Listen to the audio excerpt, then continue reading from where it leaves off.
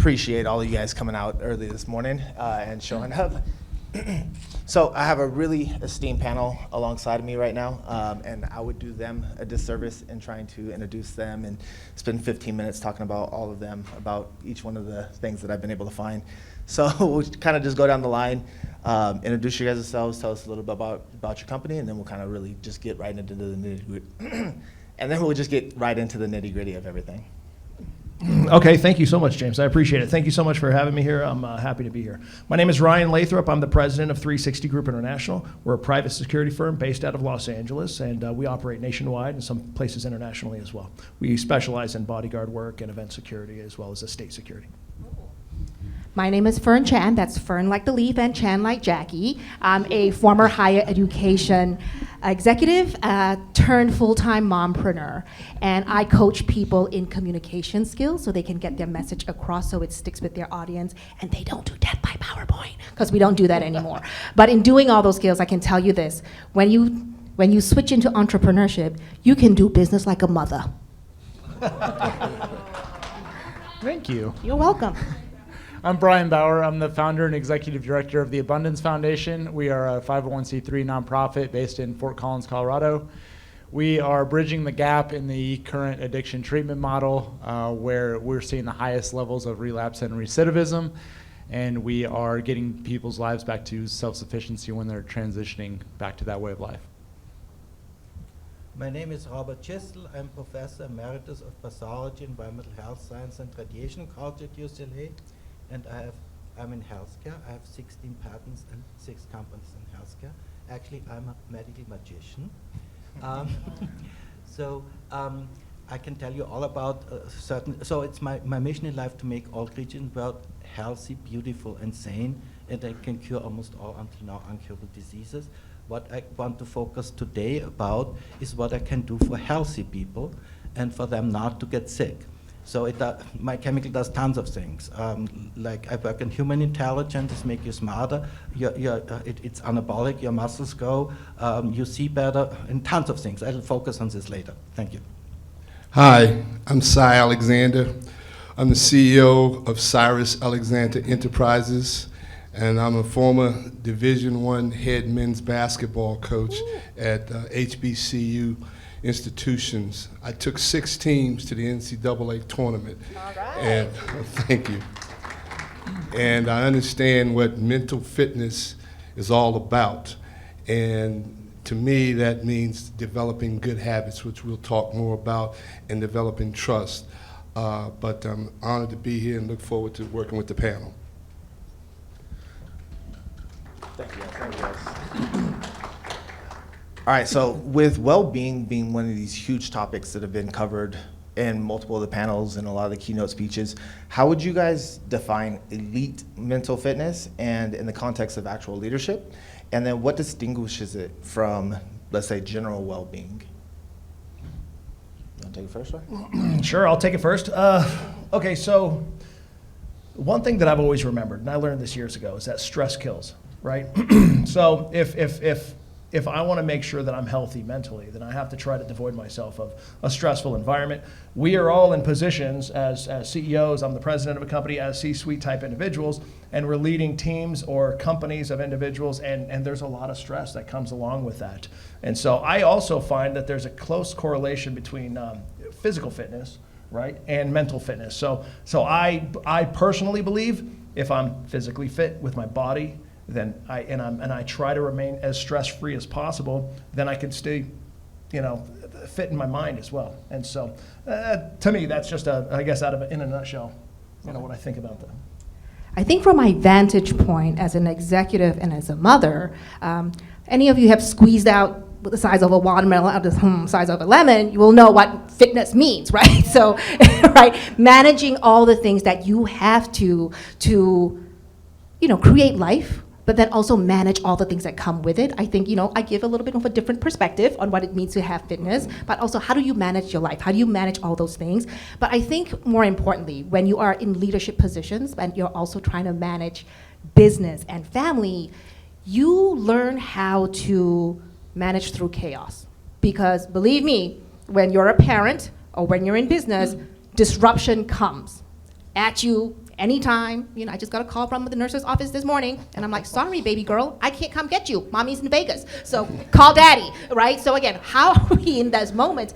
We need to know, because we're always the fallback. We tend to be the fallback for anything that happens when things go wrong with the children, right? So I think we also have to understand that we do a lot of executive functions as parents, and all those things lead really well into business.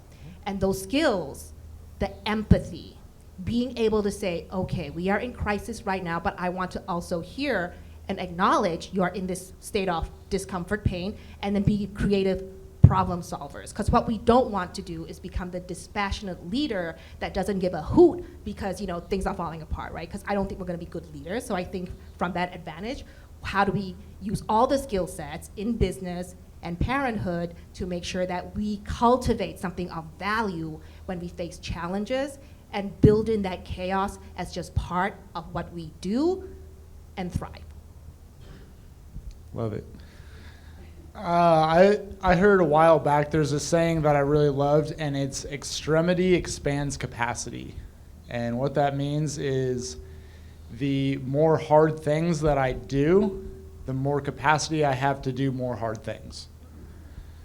So if I'm continuing to push myself, whether that be physically, and I believe in the fitness world of that too, I do, and now that I've added cold plunges and all of those activities. You're a stronger person than I am.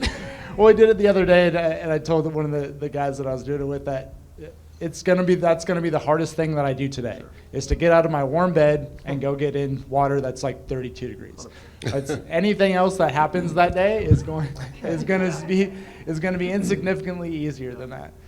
But then that applies to just everything else. So if I take like that idea of I'm always looking for the next way that's going to push the limits on what I'm able to do, and then I'm like, oh, okay, well now I know that I can do that.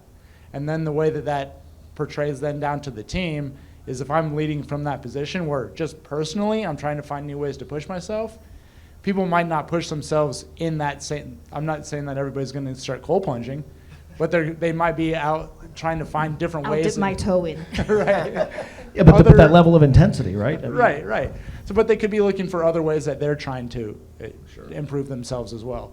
And so what that does is it creates this culture where everybody is always, they're not necessarily making huge jumps of growth, but that's not how growth happens anyway. It's in the small increments on a daily and weekly, monthly basis, and then that compounds over time. Fantastic.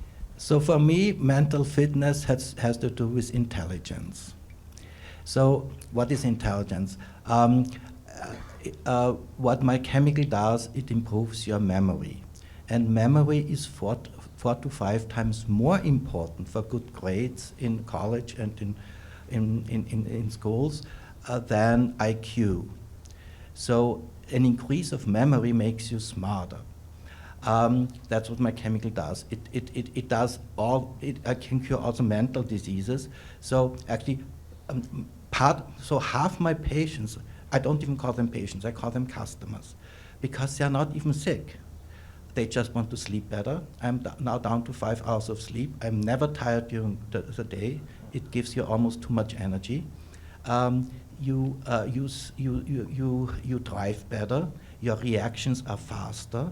It's even psychic. You just observe other people, and you have a good idea what they're going to do. And it cures all the other. So it's a mind-body thing, because I can cure all the other diseases as well. I'm now down to 1 in 500. I can tell you all about other diseases, but now I want to focus on what it does for healthy people. It does tons of things. Your hair grows, tons of things. Your muscles grow. It's anabolic. You see better. It improves your vision. Why does it improve your vision? Because your optic nerve and your retina are nerve cells. It's neurogenic. It fixes nerve cells after surgery. It's very neurogenic. That's why I can cure also mental diseases. And it supports your own digestion so much that you need less toilet paper and less chemical cleanings of toilets. It does tons of things for healthy people. And it also prevents all the diseases it cures. And that's why people take it being healthy, and it actually, it's the only that's why I call it a chemical and not a drug or pharmaceutical, because it's the only substance in the entire world which doesn't have any negative side effects. And so far, since 3 years, we are doing clinical trials, and so far, none of the people in my trial either died or even developed a second disease, because it also prevents all the diseases it cures. So people stay on it. It's not just curing things right now, but people stay on it because there's further benefits after. So for FDA approvals, there's a 4 months period, initial period for treatment, and after that it gives you additional benefits. My mice lived 33% longer. Human keratinocytes live 15% longer. The worst things that can happen to you is that you live longer. I also work on longevity, longer without cancer and without any of the diseases. And yeah.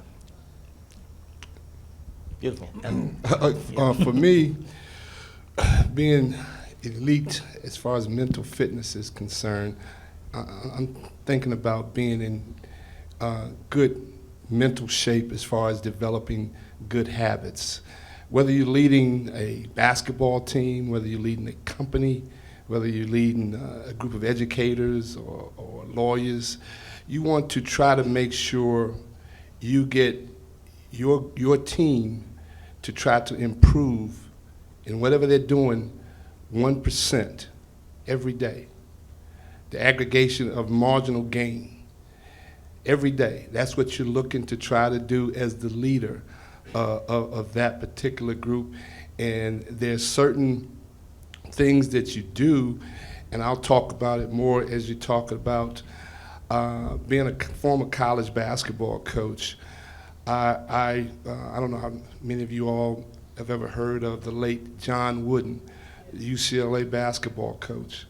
And he had what you call the pyramid of success. And you can apply the pyramid of success to any factor in life. And I used several portions of it to inspire and lead my group to success. And it is doing the little things. And one of the biggest aspects of being a leader is to make sure that the folks that are under you trust you. Trust you by having open and honest dialogue with your employees, with your team, with whomever. I used to say to my team, nothing is more unequal than the equal treatment of people who are unequal. Nothing is more unequal than the equal treatment of people who are unequal. And that simply means I can't treat everyone the same. I've got to have open and honest communication and dialogue to know what makes each person tick. And being able to do that, then I'm going to get the best out of them. So that's, my role as the leader, getting them to be at the best as far as their mental fitness is concerned. Beautiful, beautiful. So it really does seem like everybody has a really diverse background when it comes to the lessons and how they've extrapolated those lessons from their life to really equate it to how they developed as leaders and how you guys are really unique at building your guys' teams, helping people in their specific industries and whatnot. So what type of strategies have you guys found the most effective when it comes to building like mental resilience, and how can the leaders in this room and the leaders that get to watch these videos, how can they implement these practices into their organizations to kind of build up the mental resilience within themselves and their teams? Well, let's see here. I think for mental resilience, I'm going to tap into a little bit of what Cyrus was saying too, because to have the team and to have people following you, right, you need to have that buy-in, right? You have to have people kind of want to follow you. You have to encourage them to be better and encourage them to be the best that they could potentially be. And I need that buy-in. I need that buy-in from my employees and from my team, right? And so the resilience, I think, comes from that and getting that courage from each individual. You're going to get those different and varying levels of experience, people that have been in an industry, like I'm in the security industry, right? So you're going to get varying degrees of experience. Somebody who may be a retired police officer, somebody who may have 2 years in the industry, somebody who maybe came right off active duty, right? So you're going to get a varying degrees of experience, and so, but I want to hone in on that, and I want to harness that experience and continue to foster that mental well-being and the courage to, hey man, you're on the right track. Keep doing this. Hey, I need you to be on board with us because we're doing this. Now, it's different in our industry and probably in all the other industries here too, with the exception of what Cyrus does, right? Because there's a clear indication on like winners and losers and this and that. You know what I mean? So hey guys, you're on the right track. We're doing a good job. In my industry, yes, we get another job. We get an ROI. There's more business that's coming. And so I think that helps motivate people. That helps keep that mental fitness strong within your team. And it's important to me to make sure that all of my employees, feel welcomed, feel trusted, and I think that really galvanizes that mental well-being. And I will add too that I think your mindset plays so much into it. How do you foster this open mindset, but also change the language where we're not striving for perfection? One of the things that's good leaders is we have to say progress over perfection, right? You just gotta be maybe 1% or 2% better today than you were yesterday. Like, be less shit today than you were yesterday, right? Depending on your audience who you're talking to, because you want them to feel like inch by inch becomes a cinch, but yard by yard becomes too hard. So how can we give them the space that they can grow as leaders, hold space for them, and give them that space to make mistakes? But don't rake them over the coals for it, because we would not be good leaders if we don't help them also learn from that. How do we build resilience from our mistakes, from chaos, from learning and iterating?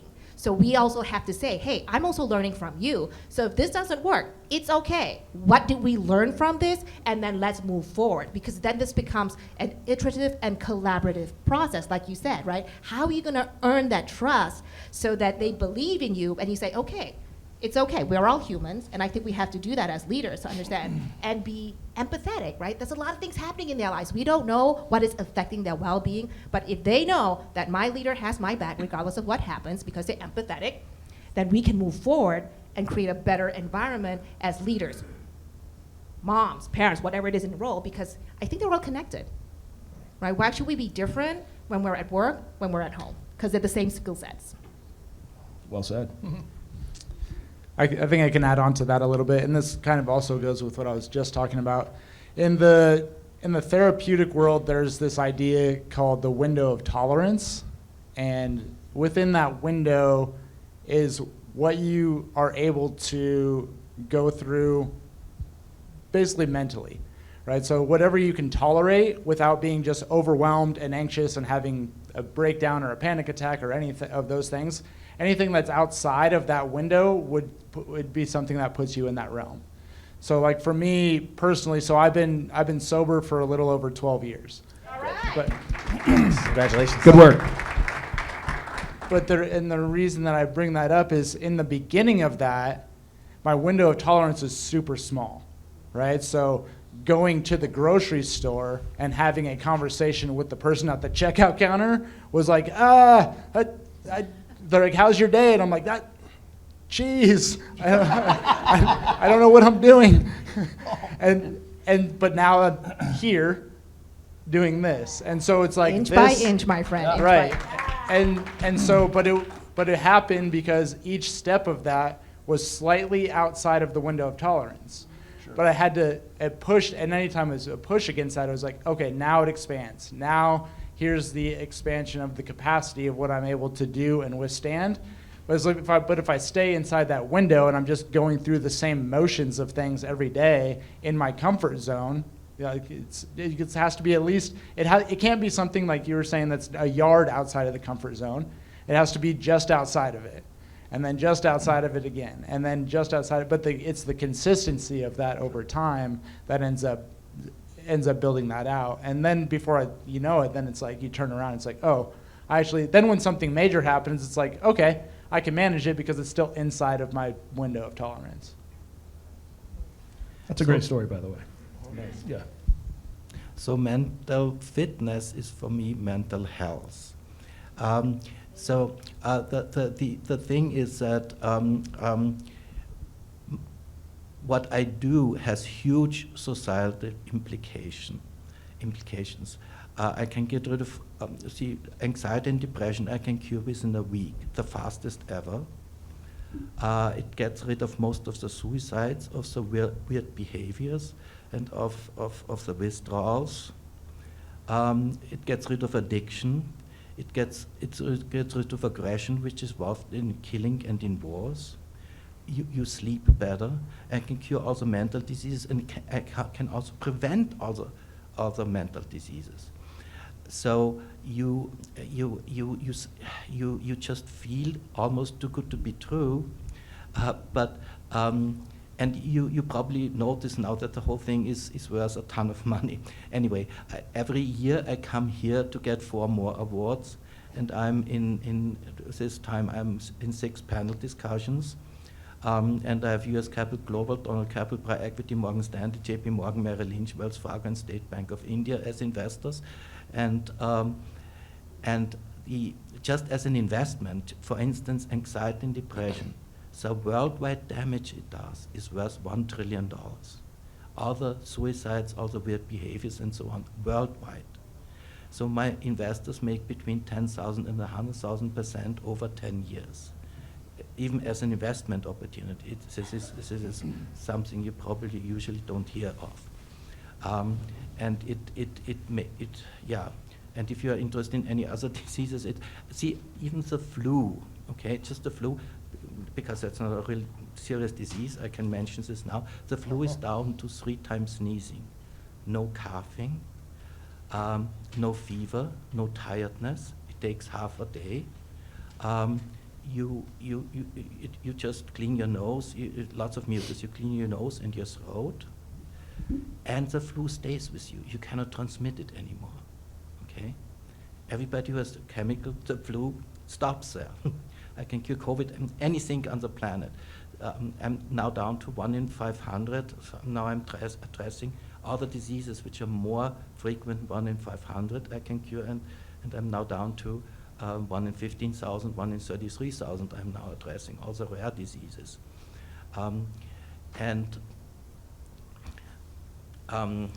Right. So the other thing which is extremely unusual for me, because I have a compassion for all people, and I'm the most unusual, I have the most unusual pharmaceutical companies, because I care for all my patients. So, and usually patients don't have that much money. So I do not make money from patients.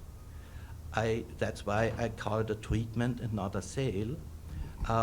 It's currently $7 per day, my treatment. And these are just production costs, and I just charge for sending my chemical.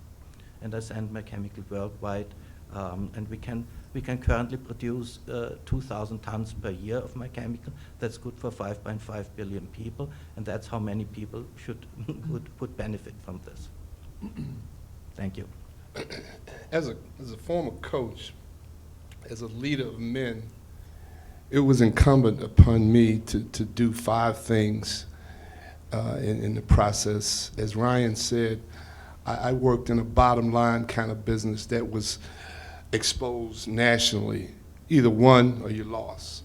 And when you lost, everybody knew about it. When you won, everybody knew about it. So the most important thing as a leader, and this can carry over in any profession, one, you got to know your subject or know your opponent, whether you're an attorney, whether you're a well-versed doctor, or in law enforcement, or in whatever. You've got to know your subject inside and out, because your team is going to be looking to you for, assistance in helping them get where they're trying to get. In my case, it was trying to win a game or trying to win a championship. 2, you got to know your team. You've got to know each individual, what moves them and what pushes them, and how you can push them. I used to say jokingly in my very first team meeting, I used to say to my team, and this always got their attention, I used to say, gentlemen, I speak 2 languages fluently, English and profanity. And whichever one you want, I can give it to you based on how you act. You know, and they sit up all of a sudden and say, "Oh man, this dude's crazy." Go ahead, give it to us. Go ahead. We all family here. But again, knowing, you know, who you're dealing with, some guys you have to put your shoulder around, your arm around their shoulder and love them, and some guys you got to really stick it to them a little bit, and to motivate to get the most out of them. Thirdly, trust. Once you get someone in your company, in your group, in your team, in your world to trust you, then they will go the bottom line for you. They will go whatever they need to do. And I was talking to a friend of mine who's here in the audience the other day, and he asked me about how do you develop trust? And it's basically do what you say you're going to do when you say you're going to do it. And once they understand that, you know, you're in pretty good shape. Fourthly is have a passion for what you do. If you don't have a passion for it, you're in the wrong profession. If you don't have a true passion, and the passion will come out very quickly. Folks can see through you if you're faking. But if you have a passion, they can see, oh, this dude is the real deal, and we're going to go where he's going to take us. And lastly, attention to detail. You can't fake it. Attention to detail, and that simply means work hard and work smart. You know, you got guys, folks sometimes working and not accomplishing anything because they're not working smart. They just in the office, you know, doodling and to show the boss that they're in the office, but are they accomplishing anything? So again, that's part of the framework of the pyramid of success that I based my career on over 40 years and was relatively successful at it. So that's my takeaway in what a leader needs to, how a leader needs to show resilience. Beautiful. Very well said from everybody. It really does, Fern, a couple things that you mentioned are like my favorite sayings, my mantra. Same thing for you guys. For Sai, you brought these things up, and I was like, man, this is right along alignment with me. Progress over perfection, inches make miles. The only thing separating you from the greatest in the world is the amount of time and effort you spent honing your craft. And I had a saying on my wall when you walked into my office, and I live by it today, and it simply says, things work out best for those who make the best of the way things work out. Things work out best for those who make the best of the way things work out. And that's what I live by. Well, based on that ring, looks like things have worked out pretty well for you. That's some big bling bling there, yes. I'm just saying, you know what I mean? If you guys can't see it. I got 6 of them, okay? I got 6 of them? What? He didn't pull the Tom Brady on us and get him all. Yeah, right. I'm working on it, okay?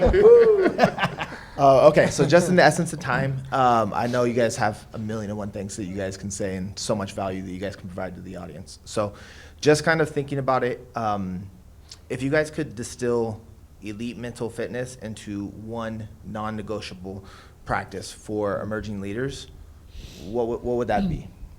Okay, so I was really thinking about the title of this discussion, and one thing that kept coming to my mind, and this is something that I learned when I was a young Marine, right? And I started to promote. Semper Fi. Hoorah, Semper Fi. Former jarhead right here as well. One of the things that I had learned in the Marine Corps when I started to promote, right, once I became a corporal and then a sergeant, is that, you know what, you have to make a decision. We have to make a decision. Whether it's the right decision or the wrong decision, you may not know right away. You may not know, but you got to make a decision, right? If you're coaching people, you got a team of people, make a freaking decision. And if you need to pivot 10 seconds later or an hour later or whatever, then pivot and know when to be open-minded enough to pivot. But you got to be able to make the decision. I think what is so discouraging to people, and I've been there myself when I was a young Marine or even as a young police officer, you know what I mean? You see that inconsistency or that undecisiveness of a sergeant or a lieutenant or somebody who's leading the way, and it just doesn't make you feel good. It doesn't make you feel comfortable. It doesn't make you feel like, oh gosh, is this guy going to get us killed or not? So in the business world, I don't care wherever you are, you got to make a decision, stick with it until you got to pivot. You have to. You got to. And so that's one thing that I would say to everybody out here as you're running your companies, make a decision, be decisive with it, and say, hey, this is the route we're going to go. We're going to go left. All right, good to go. Oh, gosh, this is the wrong way. Great, let's pivot. Let's go the other direction. Fine, not a problem, but you got to do it. Great thought, because I believe in that too, right? But I think my mantra is do it scared, do it messy, do it anyway. But in that, in that field of thinking, I would say I would distill this down to this: to have intentional perspective shifting. Because when I'm in my CEO hat and then something happens that I put my mom hat on, when you can transition, when you can master that transition. But you gotta be all in, fully present in that moment. If I have my CEO brain on and I have to figure out strategic planning for this quarter, I'm all in. And when the nurses call from the school office saying, oh God, your son fell off the monkey bars again, I have to put on my, okay, I gotta be caring mom, empathetic mom, I'm all in. So when you can manage those shifts, but be present in that moment, you'll be a much more effective leader because you are there 100%. Love it. There's a book called The Power of One More. It's by Ed Milet, and I love his take on it, where it's everything that you do, when you think that you've done enough for that time, do one more. So when you're in the gym and you hit 10 reps, you do an 11. When it's 6 o'clock at night and you need to make one more phone call for a sales job, you make the one more phone call. When you need to send the one more email that you're going to put off till tomorrow, you send it right then. And you just do it in the moment, and you start building that habit of doing one more every single time, and you make that a habitual thing on a daily basis, and those things compound over time.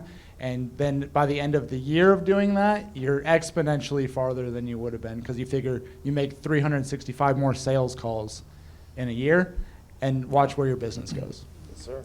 Fantastic. So I'm a man of few words. So for me, the most important thing is compassion.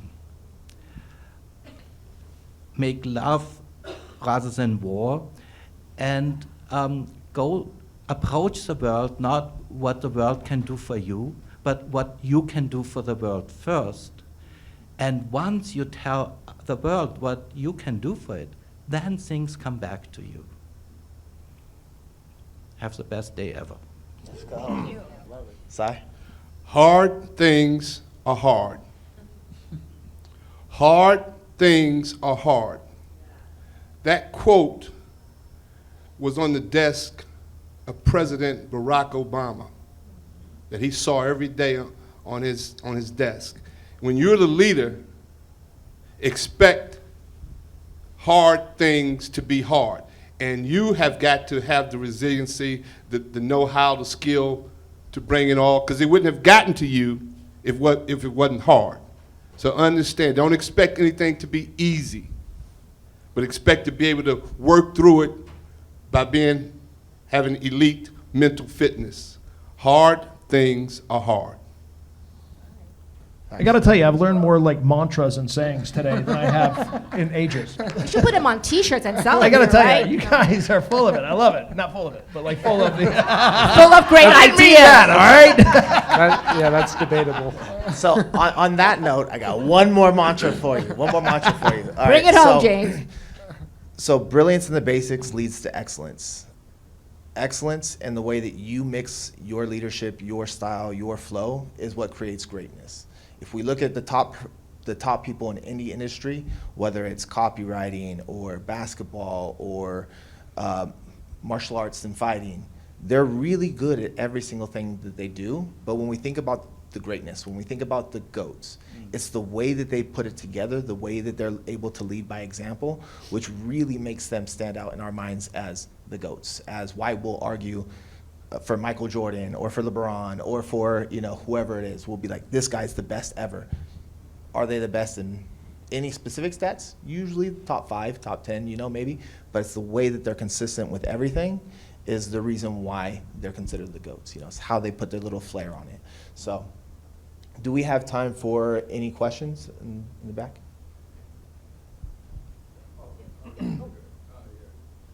Good? Okay. Is there any questions out there for anybody on the panel specifically, or just one that you guys would like to throw out to the team?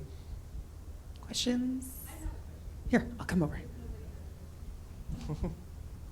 Go ahead, Ms. Dimple. That was fabulous. So this is just off topic. Fern, how do you have such a perfect skin? Oh my God. That's very kind of you to say. Lots of water. Oh, I also have a cosmetic company. I make everybody beautiful. I make everybody beautiful. And a constant sales I pitch keep, over no, here. No, no. I keep people beautiful.